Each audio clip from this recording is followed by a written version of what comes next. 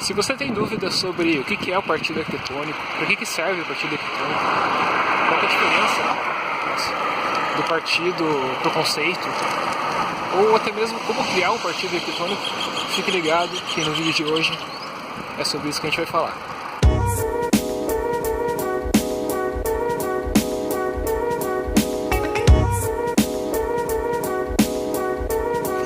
E aí, beleza? Como é que você tá? Aqui é Rafael Fischer, sou arquiteto urbanista, um dos criadores do Como Projetar. E esse aqui é o quarto vídeo de uma série de 7 vídeos que eu estou fazendo, que está te ensinando como que você faz para resolver um projeto de arquitetura em 7 dias. Que é um prazo curto, bem comum, que a gente enfrenta na faculdade, né, no meio acadêmico. Então a primeira coisa que eu queria falar é sobre a diferença entre partido e conceito. São dois termos que o pessoal costuma confundir bastante, costuma causar bastante confusão nas pessoas. Eu acho que é importante deixar bem claro qual que é a diferença entre um e o outro.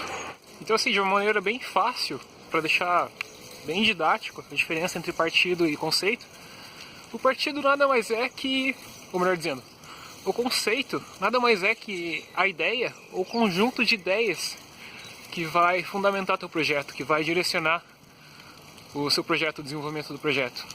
Enquanto que o partido, ele é mais relacionado aos meios arquitetônicos, a como que você vai materializar essas ideias para que elas possam ser construídas e possam virar um projeto. Então o conceito ele está muito mais ligado no campo das ideias, muito mais ligado no campo de uma coisa abstrata do que o partido. O partido ele começa a mostrar quais são os meios arquitetônicos que você vai utilizar para resolver o projeto. Então, questões de funcionamento, de função do edifício, questões de estrutura e até mesmo questões estéticas, né, minúsculas, começam a aparecer de uma maneira mais clara, mais evidente no partido arquitetônico. Isso não é tão claro, tão evidente no conceito, que é mais uma coisa abstrata, mais uma ideia, digamos assim. Então, para exemplificar isso, a gente pode citar o exemplo do projeto da Catedral de Brasília, do Niemeyer. O conceito daquela catedral, que gerou aquele resultado, é essa relação que o Niemeyer queria fazer entre o sagrado e o profano. Então ele queria trabalhar com esse contraste, né? Você entra num lugar escuro, aí você chega na catedral e ela é toda iluminada, tudo claro, e você atingiu o Nirvana, atingiu Deus, digamos assim, né? Que ele queria, essa era a metáfora que ele queria passar. Então essa é a ideia, esse é o conceito do projeto. E o partido, no caso, é justamente os meios que ele utilizou para criar esse projeto. Então ele fez uma escavação na terra para gerar essa questão do escuro, né, do profano. Também utilizou bastante vidro, e bastante vitrais no caso, e uma estrutura bem leve, bem esbelta, em concreto armado, para dar essa leveza e essa transparência e trazer essa luz, né, para dentro da catedral e fazer justamente esse contraste entre o sagrado e o profano, o claro e o escuro. Então esse acho que é um exemplo bem bom para mostrar qual que é a diferença, né, entre o partido e o conceito. Então assim, o partido ele tem duas funções principais. A primeira é validar a tua ideia, o teu conceito. Então você vai começar a materializar aquele conceito, né, começar a tentar achar meios arquitetônicos, o volume, a forma, tudo aquilo que vai pegar aquela ideia que você teve na cabeça, que aceita tudo, que não respeita leis da física, tentar transformar isso em algo que possa de repente ser construído. Que você perceba que não, funciona, aquela ideia que eu tive funciona, pode funcionar. Então é justamente para tentar materializar essa ideia, né, servir para você conseguir visualizar se aquilo que você está pensando, o teu conceito funciona de fato, tem como fazer. E ele também acaba servindo para guiar o desenvolvimento do projeto, uma vez que você definiu qual que ele é. Então, se você está em dúvidas, você começa a desenvolver um projeto e começa a pirar muito, começa a viajar muito, assim, o partido ele acaba atuando como se fosse um guia de projeto.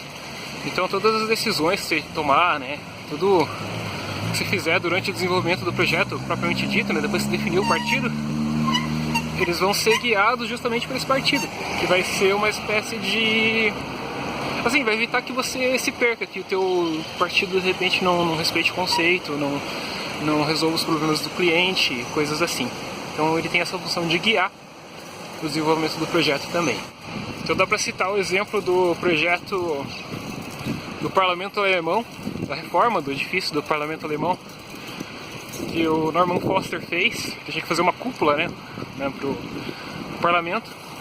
E o conceito dele, né, a ideia que ele tinha por trás desse projeto, era essa questão de transparência, né, que as pessoas, que os cidadãos conseguissem ver o que os políticos estão fazendo lá dentro, que tivesse uma transparência. E o partido que ele adotou, ele começou a testar vários partidos na realidade, foi essa questão do vidro, de estrutura leve, de uma coisa que ia permitir que as pessoas enxergassem o que está acontecendo dentro do edifício.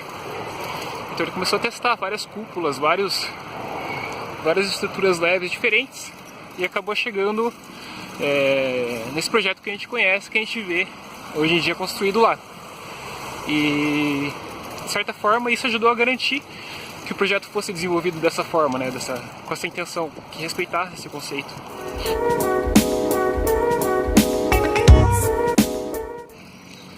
Então assim, para acabar com a dúvida de uma vez por todas, o que é o partido arquitetônico, você tem que pensar o seguinte: é a forma materializada da ideia que você pensou para o teu projeto, né, do teu conceito. Só que assim, não resolvida totalmente, você não vai resolver fluxo, você não vai resolver o projeto no partido. O partido é o ponto de partida, é aquilo que vai te dar o início do projeto, aquele ponto inicial a partir do qual você vai desenvolver o projeto. Ele tem que ter um pouco de... a estrutura, assim, a solução estrutural tem que estar mais ou menos clara, ou tem que estar sugerida ali, digamos assim. A organização dos espaços, né, a organização dos setores, principalmente. E também a aparência, assim, a volumetria de uma maneira geral, a relação que tem aquele volume com o entorno, tem que estar mais ou menos definido. Não precisa estar totalmente definido, mas um bom partido ele tem mais ou menos isso já levado em consideração.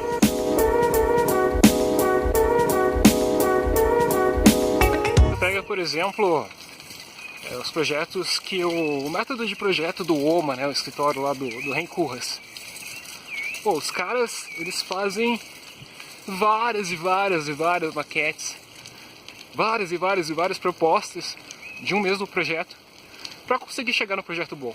Então, e nessas várias maquetes que eles fazem, obviamente eles não definem todos os ambientes, todos os espaços e tudo mais, não resolve o projeto, só resolve o volume, resolve mais ou menos a proporção, resolve mais ou menos, para ter uma ideia se aquilo pararia em pé ou não, enfim. Eles vão basicamente testando, né, fazendo vários modelos, várias propostas e vendo o que está funcionando, o que não está funcionando, e assim chegando ao final do processo de projeto num bom resultado arquitetônico que todo mundo que a gente conhece, que a gente vê, que a gente sabe que é bom.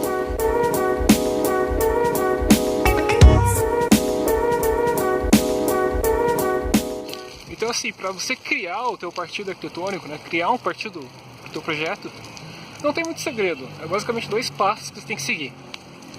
Ter várias ideias e selecionar as melhores e combinar essas melhores e assim conseguir chegar numa ideia final boa. Porque assim, eu já meio que falei isso no vídeo anterior, ou no antepenúltimo vídeo, mas você quer ter uma boa ideia, tenha várias ideias.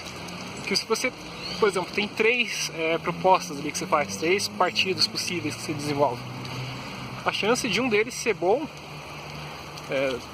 pode acontecer, mas é bem menor do que se tivesse feito, sei lá, testado 20 alternativas de partido ali diferentes, porque você ia ver coisas diferentes, você ia perceber nuances que talvez você não percebeu na primeira vez, você ia explorar soluções, você ia perceber o que funciona e o que não funciona. Então é importantíssimo, quando você está criando o teu partido, você ter várias ideias, pensar várias propostas, várias alternativas, para assim conseguir chegar na melhor.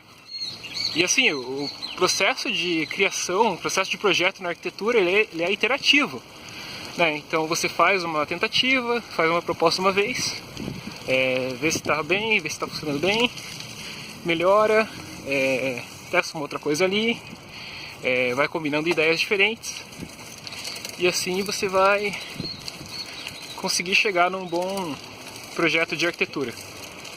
Então o escritório que faz muito isso é o do Bjarke Ingels também, né? Tanto é que ele foi estagiário do OMA, né? Do Curras, então dá pra ver onde ele puxou essa ideia. Mas você pega o escritório, eles testam várias maquetes, várias propostas, várias alternativas para o mesmo projeto. E conforme eles vão testando, eles vão evoluindo o projeto, eles vão chegando numa alternativa. Opa, vem cá! Vão chegando numa alternativa melhor. E assim no final do processo projetual, eles conseguem finalmente ter um bom projeto, né, uma boa alternativa arquitetônica. E o que é legal deles é que eles documentam todo esse processo criativo, né, todas essas alternativas que eles criam, e vão guardando essas maquetes, essas propostas, porque o que não serviu agora num projeto, de repente pode vir a ser a solução num projeto futuro. Sem contar que eles documentam também o processo criativo para mostrar isso pelos diagramas que eles fazem. Então, no final, quando eles vão apresentar o projeto, eles mostram, né, essa evolução do projeto, a evolução da proposta. E isso é bem legal, é uma história bem legal, mostra para o cliente que você, para o professor no caso, que você pensou no projeto, que aquilo que você gerou não é gratuito, tem um porquê daquilo.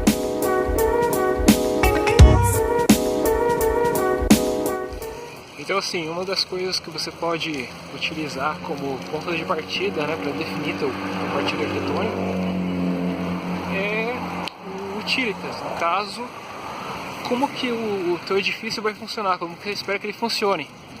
Então é muito interessante você brincar, separar o programa em setores, por exemplo, setor social, setor íntimo, setor de circulação, enfim. Separar em setores, separar em blocos de setores, né? E começar a mexer com eles, começar a organizar de maneiras diferentes, sempre respeitando o teu conceito, tuas ideias de... Sempre respeitando as tuas ideias de conceito, até você chegar numa boa alternativa. Uma outra opção é você pensar na circulação, organizar o teu partido arquitetônico a partir de de um eixo de circulação, de um núcleo de circulação, de uma rampa, de uma escada. Você pode utilizar esses elementos como o elemento articulador que vai dar origem ao teu partido arquitetônico. Então você pega, por exemplo, o projeto The Interlace lá, que foi feito pelo Curras, né, pelo OMA. É basicamente um monte de blocos prismáticos empilhados uns sobre os outros. Então assim, como que eles chegaram naquele partido, né? Como que aquele partido foi desenvolvido? Eles basicamente dividiram todas as unidades residenciais que o edifício teria que ter em blocos menores e começaram a brincar com esses blocos. E eles perceberam que se eles empilhassem aqueles blocos em hexágono, né, nessa forma hexagonal, eles iam acabar definindo núcleos de circulação bem definidos ali, né, circulação vertical, e também iam criar praças e espaços de convivência, espaços públicos em situações bem inusitadas. Então isso no partido já estava bem claro, tanto é que você pega os primeiros diagramas do projeto, isso está bem evidente, assim, está bem claro que essa é a intenção dos arquitetos naquele projeto. Então, brincando com os setores, né, com os volumes e com os espaços públicos, com a circulação do edifício, eles conseguiram definir esse projeto e conseguiram fazer um projeto bem interessante, bem diferente, né, lá para Singapura. Outro ponto de partida que você pode utilizar para gerar suas propostas do partido arquitetônico, né, testar alternativas, é a estrutura, o firmitas. Então assim, duas coisas básicas que a partir das quais você pode começar a fazer um projeto. O material de construção que você vai utilizar, selecionar um material, ou dois, ou três, enfim, uma combinação de materiais, ou selecionar o sistema estrutural que você vai utilizar para projetar. Então, por exemplo, quando você define o material que você vai utilizar, você acaba descobrindo coisas sobre a resistência daquele material, sobre as características, sobre em qual tipo de situação ele se comporta melhor, quais são as dimensões que ele existem, e tudo isso vai acabar influenciando no teu projeto, né? Acaba influenciando na maneira que você pensa todo o resto do teu projeto. E por sua vez, quando você define o sistema estrutural, né, por exemplo, você quer utilizar a treliça. Bom, a treliça ela pode ser metálica, ela pode ser de madeira. Então você acaba definindo uma coisa que vai, um sistema estrutural, enfim, a maneira com que a estrutura vai ser localizada que vai definir dimensões, modulação, enfim, várias coisas que vão influenciar no teu projeto. Então é uma ponta de partida bem interessante para você utilizar na hora de você projetar, seja o material, seja o sistema estrutural que você vai utilizar. Olha o trânsito aqui deles. Então você pega, por exemplo, o Palácio Tiradentes lá, que foi feito pelo Oscar Niemeyer, para a sede do governo de Belo Horizonte, de Minas Gerais, quer dizer. Logo no começo, a intenção do arquiteto era criar, né, usar aquele sistema estrutural de pórtico, de concreto, usar tirantes, né, usar essa ideia de pegar e fazer os pórticos e atirantar uma caixa de vidro, um volume nesse pórtico. Então isso foi uma intenção inicial, né, um partido inicial de projeto, e que foi pensado justamente, o projeto foi pensado em função da estrutura, do sistema estrutural que eles iam utilizar, e por consequência também do material, né, porque teria que ser feito em concreto, né, querendo ou não, se você fosse fazer esse tipo de projeto, teria que ser em concreto, e para os tirantes, obviamente, teria que ser utilizado o aço.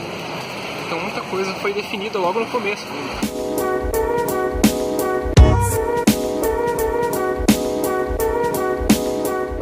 O ponto de partida que você pode utilizar, né, o último ponto de partida que eu vou citar aqui, é a parte do Venustas, né, a parte estética do projeto. Porque existem algumas situações, né, quando você quer criar um ícone para a cidade, ou está fazendo um museu, está fazendo um monumento, está fazendo uma coisa que vai se destacar, que vai ser única, querendo ou não. Isso pode ser uma boa alternativa, né, fazer uma partida a partir disso. E também existem aqueles tipos de projetos que você está lidando com a imaginação, com a expectativa das pessoas, dos usuários. Um projeto de casa, por exemplo, a maioria das pessoas tem expectativa de que a casa ela vai ter duas águas, vai ser aquela casinha tradicional. Então, às vezes, quando você está projetando uma casa, de repente você pode partir da ideia, né, partir do princípio que a tua casa ela vai ter uma cara de casa. Então, um exemplo disso aí é aquele projeto que eu já citei no vídeo anterior, que era sobre o conceito, o projeto da Zaha para a capitania dos portos, né, de Antwerp, lá na Bélgica, e que o conceito dela era utilizar um símbolo que tinha referência com esse tema náutico para definir o formato do edifício. E no caso ela utilizou um casco de navio, né, colocou esse casco de navio sob um edifício histórico que já existia previamente, né, e muita gente criticou porque falou que isso é gratuito. Mas em alguns tipos de projetos mais icônicos, como era o caso desse projeto, que ela queria criar um ícone mesmo para a cidade, pode ser uma alternativa interessante. Então ela acabou meio que criando justamente um ícone ali junto do porto, que a pessoa ela chega de navio em Antuérpia, ela já tem tipo esse ícone que mostra para ela, não, cheguei em Antuérpia, Antuérpia é isso. Então acaba que associando a imagem da cidade, do lugar, com a arquitetura.